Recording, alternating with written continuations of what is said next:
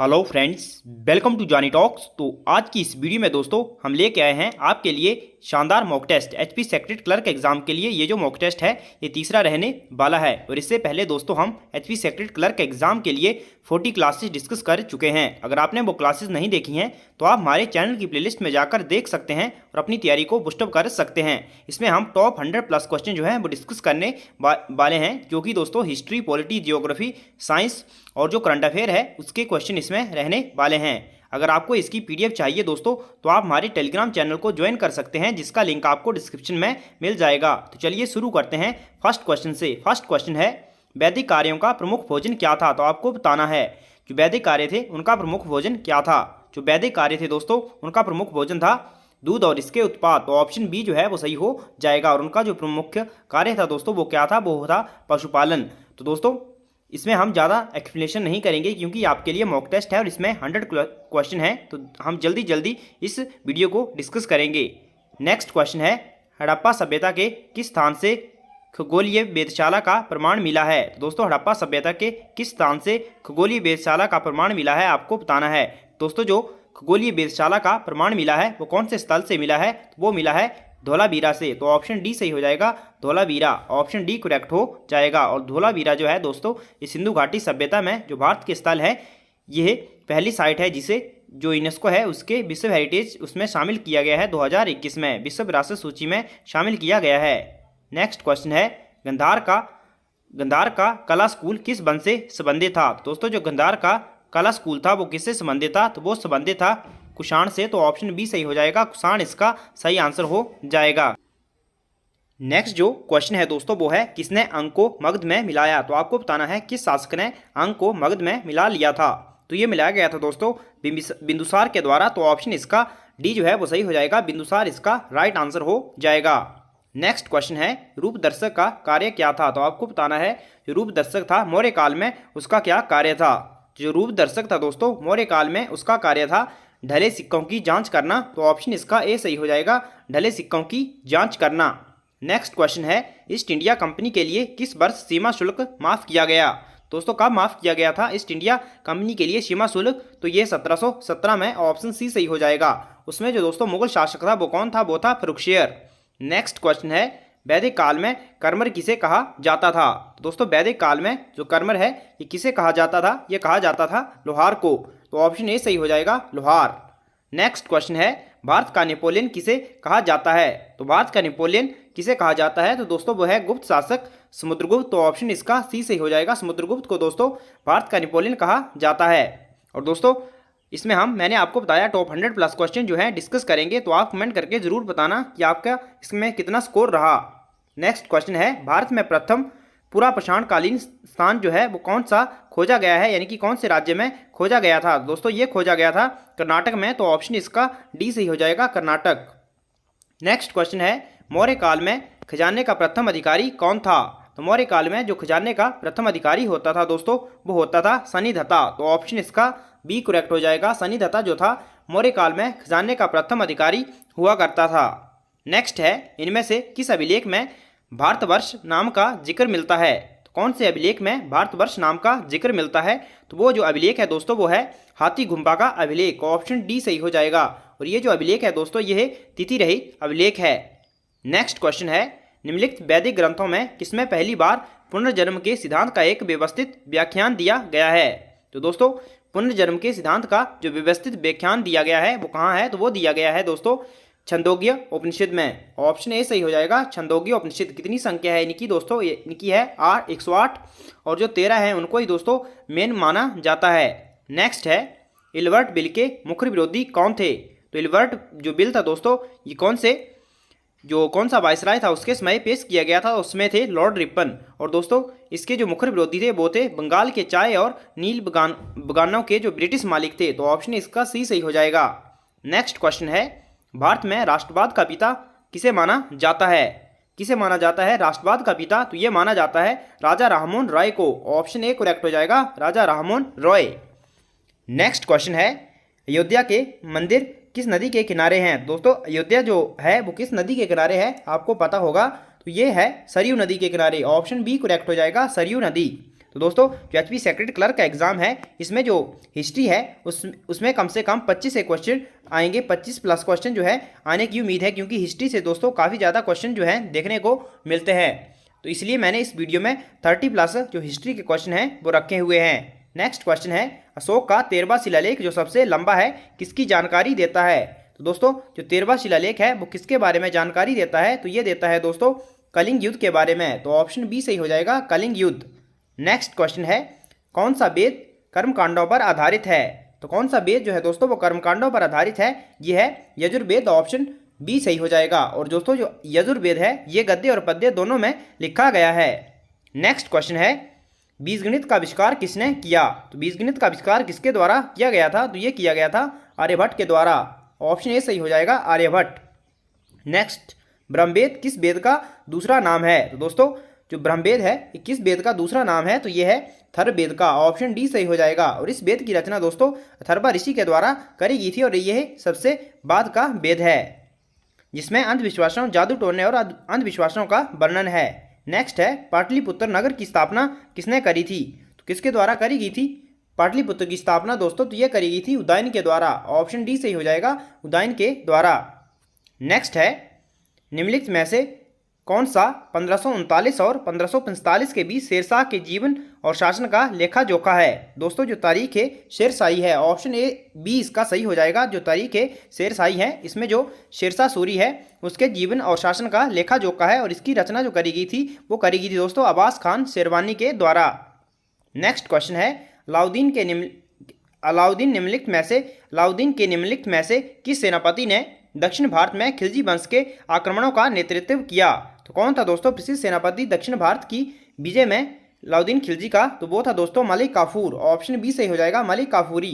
दोस्तों जो गुजरात विजय हुई थी उसमें दोस्तों मलिक काफूर को खरीदा गया था 1000 दिनार में, इसलिए इसे 1000 दिनारी भी कहा जाता है। नेक्स्ट क्वेश्चन है, तुगलक वंश की स्थापना किसने करी? तो किसके द्वारा करी गई थी तुगलक वंश की स्थापना? तो ये करी गई थी गयासुद्दीन तुगलक के द्वारा। ऑप्शन बी सही हो जाएगा, गयासुद्दीन तुगलक। नेक्स्ट है, निम्नलिखित में से नेक्स्ट क्वेश्चन है, निम्नलिखित में से किस शासक ने महमूद बेगड़ा की उपाधि धारण की? तो किसने करी थी दोस्तों महमूद बेगड़ा की उपाधि? तो ये करी थी महमूद शाह प्रथम ने। तो ऑप्शन इसका सी सही हो जाएगा, महमूद शाह प्रथम। तो कहाँ का शासक था दोस्तों? ये था गुजरात का। नेक्स्ट है, मेदपाट निम्नलिखित में से किस राज्य का प्रारंभिक नाम था? तो मेदपाट किस राज्य का प्रारंभिक नाम था दोस्तों? ये था मेवाड़ का। ऑप्शन बी सही हो जाएगा, मेवाड़ इसका सही आंसर हो जाएगा। नेक्स्ट क्वेश्चन है, राणा कुंभा ने अपनी विजय की जीत को चिन्हित करने के लिए निम्नलिखित में से किस स्थान पर एक विजय स्तंभ बनाया? तो किस स्थान पर विजय स्तंभ बनाया था? तो यह बनाया था दोस्तों चित्तौड़ में। ऑप्शन बी सही हो जाएगा, चित्तौड़ में। कब बनाया गया था दोस्तों? 1448 में ये जो विजय स्तंभ था ये बनाया गया था। तो दोस्तों गुजरात और मालवा की सेना को हराने के पश्चात ये जो था ये बनाया गया था विजय स्तंभ। नेक्स्ट क्वेश्चन है, विलियम डिग्बी ने भारत के किस पहलू के बारे में लिखा था?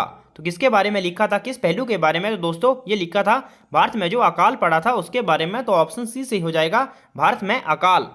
नेक्स्ट है, निम्नलिखित में से किस जनजातीय नेता को भगवान का अवतार वो विश्व का पिता माना जाता था? तो किसे माना जाता था दोस्तों? तो ये माना जाता था बिरसा मुंडा को। ऑप्शन सी सही हो जाएगा।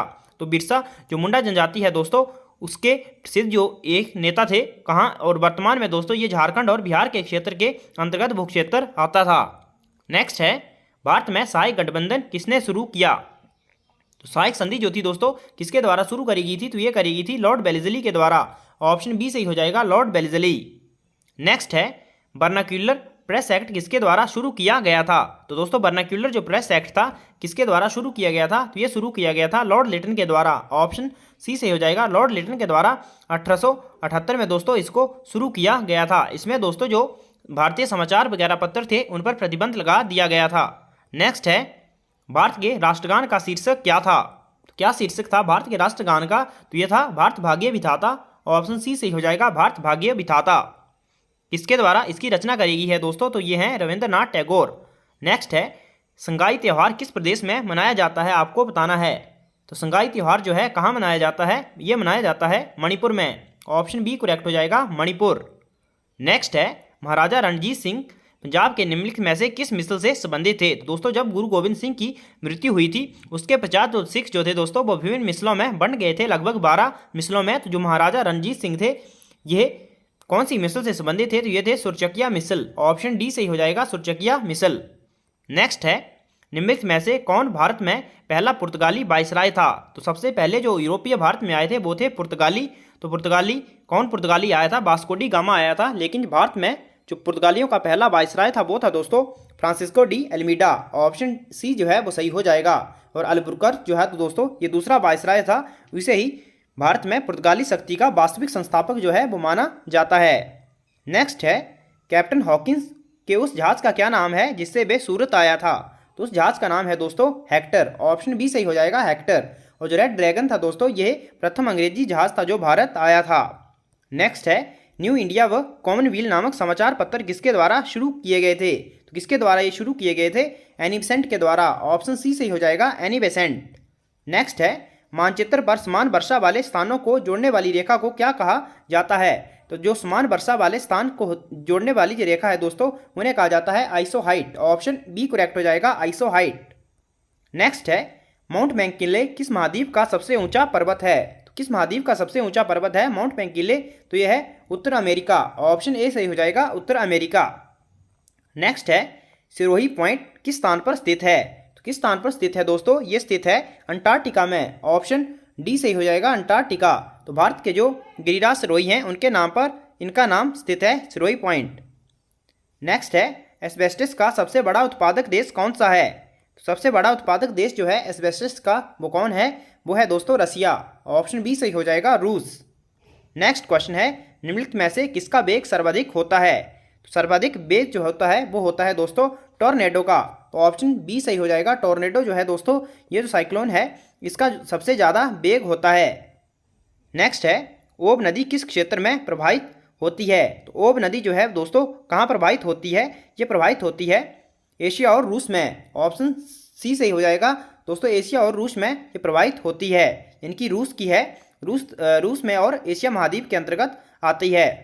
नेक्स्ट है, 12वीं सदी के शासक सूर्यवर्मन का संबंध निम्नलिखित में से किस प्राचीन स्थान से है? दोस्तों जो सूर्यवर्मन था इसके द्वारा जो कंबोडिया का अंकोर वाट मंदिर है उसका निर्माण करवाया गया था। तो ऑप्शन इसका बी सही हो जाएगा, अंकोर वाट।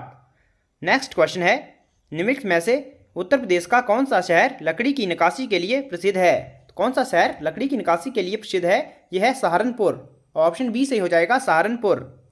नेक्स्ट है, निम्नलिखित में से किस दर्रे को भारत, चीन और म्यांमार का त्रिकोणीय संगम कहा जाता है? तो किस दर्रे को कहा जाता है भारत, चीन और म्यांमार का त्रिकोणीय संगम? यह कहा जाता है दीफू दर्रा। ऑप्शन डी सही हो जाएगा। कहाँ है दोस्तों? तो यह है तीनों देशों की सीमा पर, यानी कि अरुणाचल प्रदेश में। भारत का राज्य जो है वो है अरुणाचल प्रदेश।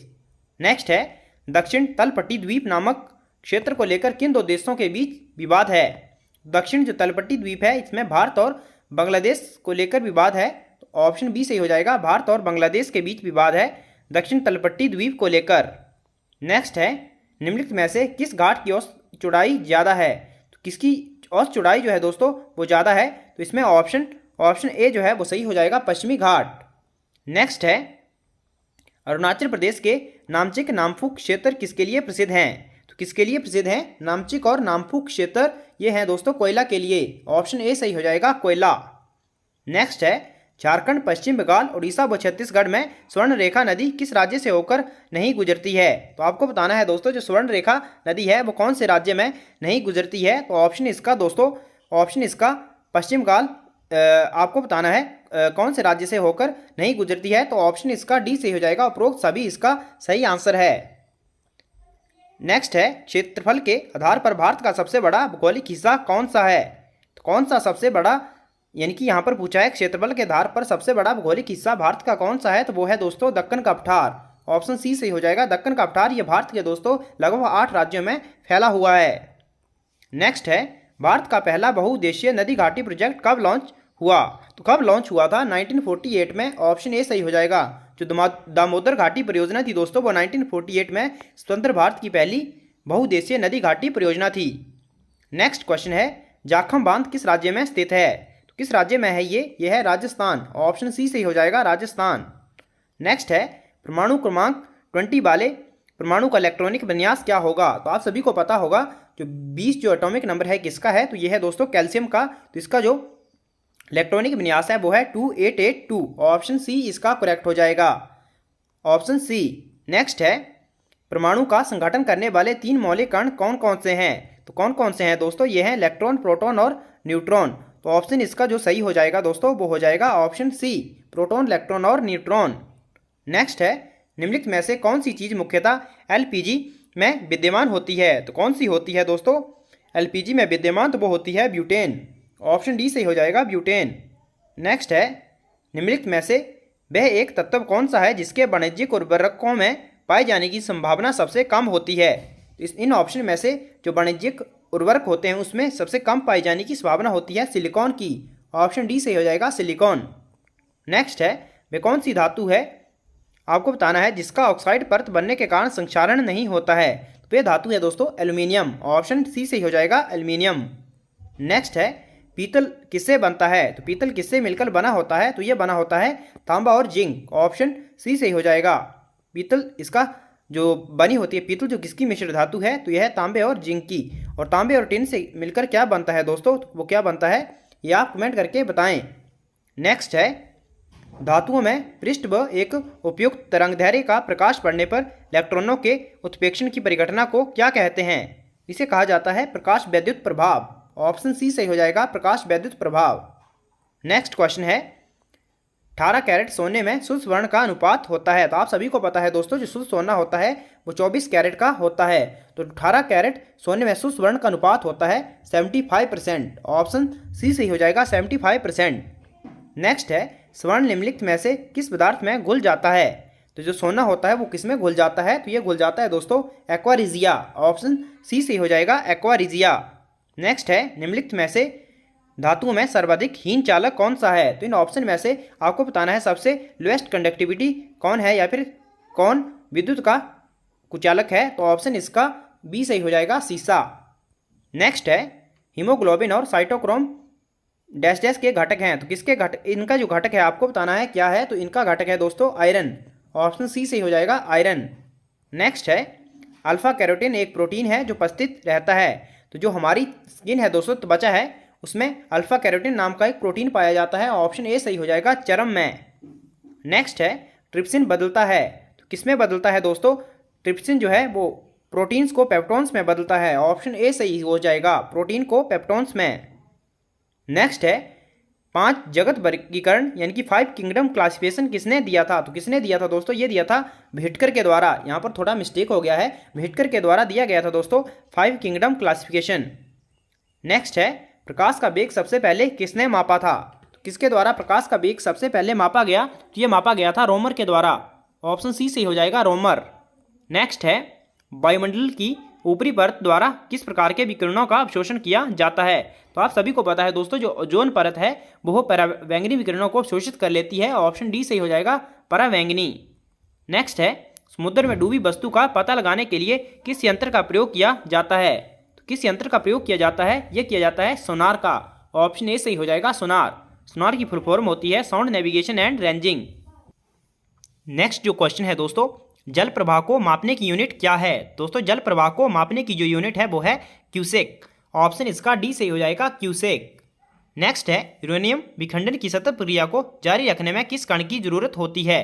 तो किस कण की जरूरत होती है दोस्तों? ये जरूरत होती है न्यूट्रॉन की। ऑप्शन सी सही हो जाएगा, न्यूट्रॉन।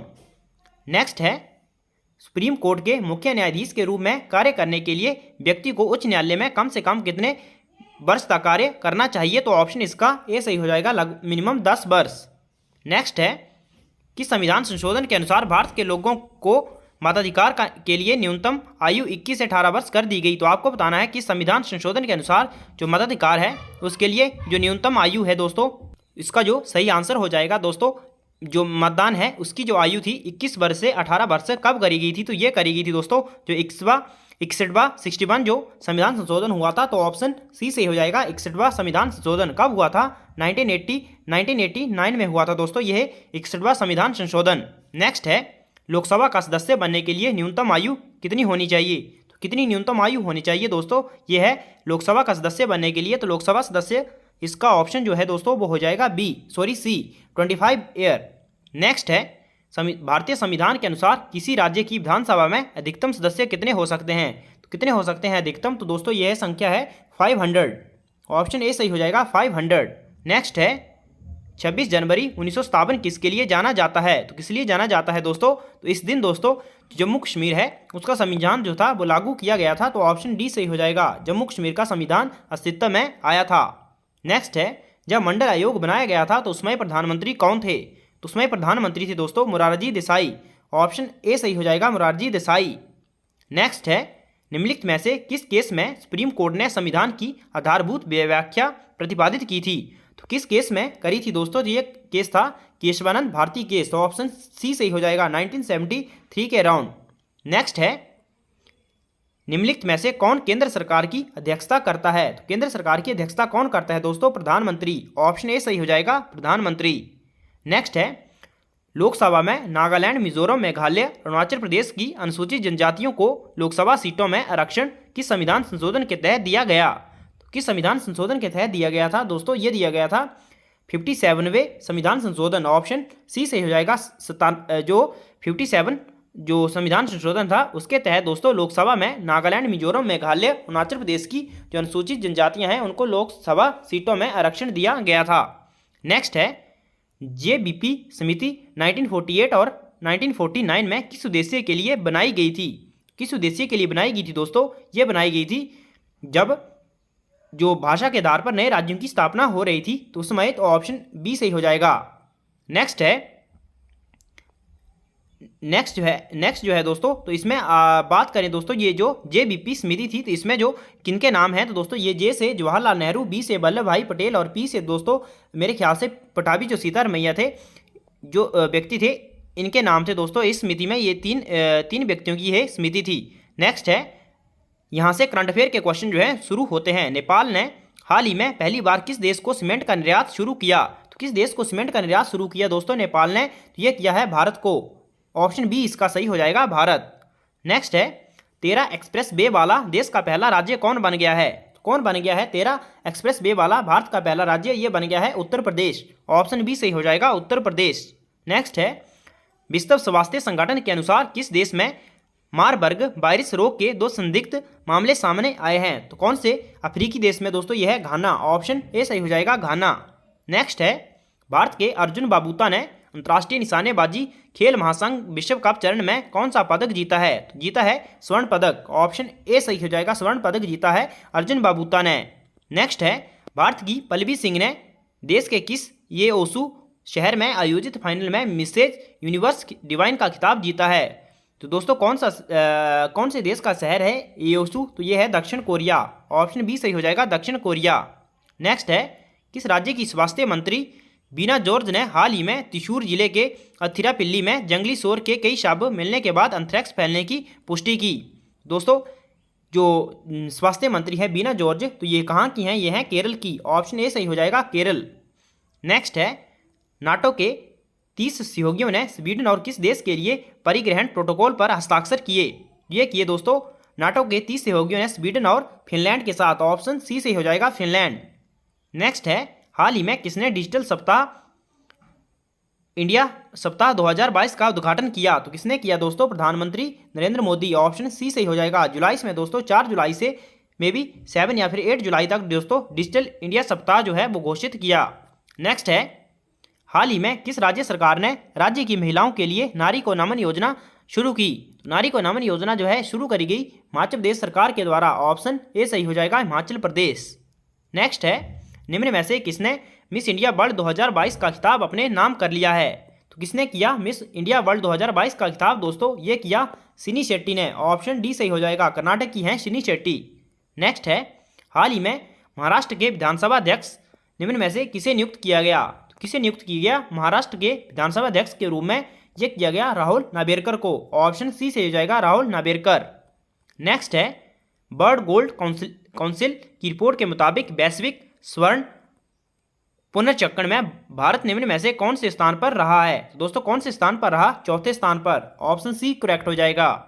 नेक्स्ट है निम्न में से कौन सा एयरपोर्ट अक्षय ऊर्जा से जरूरतें पूरी करने वाला देश का पहला हवाई अड्डा बन गया? तो ये हवाई अड्डा बना दोस्तों इंदिरा गांधी अंतर्राष्ट्रीय हवाई अड्डा, ऑप्शन डी सही हो जाएगा। कहाँ है? तो यह है दिल्ली में।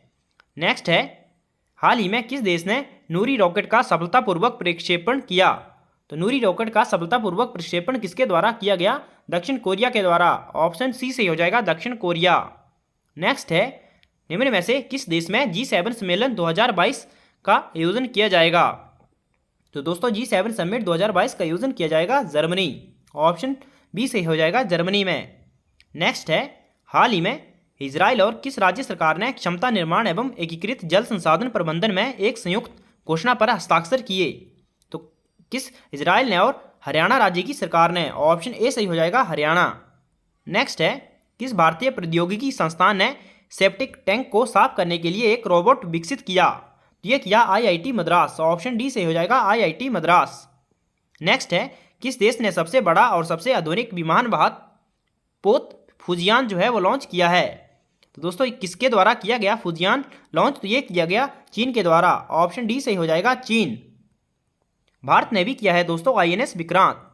नेक्स्ट है, अमेरिकी राष्ट्रपति जो बाइडेन ने किस भारतीय अमेरिकी को पेंटागन के शीर्ष पद के लिए नामित किया है? तो किसे किया है दोस्तों? राधा अयंगर प्लम को, ऑप्शन ए सही हो जाएगा।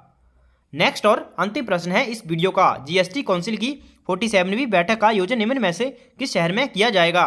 तो किस शहर में किया जाएगा? यह किया जाएगा श्रीनगर में, ऑप्शन सी सही हो जाएगा, श्रीनगर। तो आई होप दोस्तों वीडियो आपको पसंद आई होगी।